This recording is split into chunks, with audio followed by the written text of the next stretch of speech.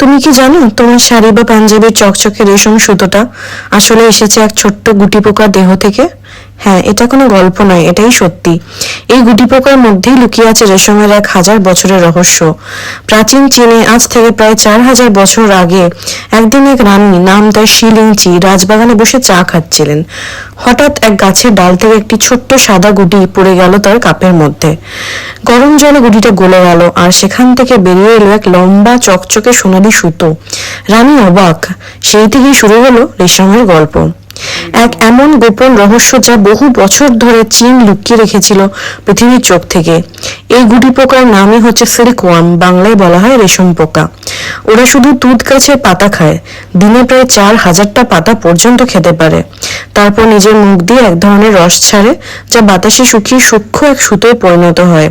ওই একটি মাত্র গুটি থেকেই তৈরি হয় প্রায় 1 কিলোমিটার লম্বা রেশম সুতো। কিন্তু আসল রহস্যটা এখানেই। যখন গুটি পোকার কোকুন থেকে রেশম তোলা হয়, তখন পোকার ভেতরটা এখনো জীবিত থাকে। রেশম পাওয়ার জন্য এই গুটিটা গরম জলে সেদ্ধ করা হয়। অর্থাৎ এই রেশমের ঝলমল সৌন্দর্যের পেছনে আছে এক ক্ষুদ্র জীবনের আত্মত্যাগ। তারপর এই সূক্ষ্ম সুতোগুলো শুকিয়ে রং করা হয় আর তৈরি হয় তোমার রেশমি শাড়ি, স্কার্ফ কিংবা টাই।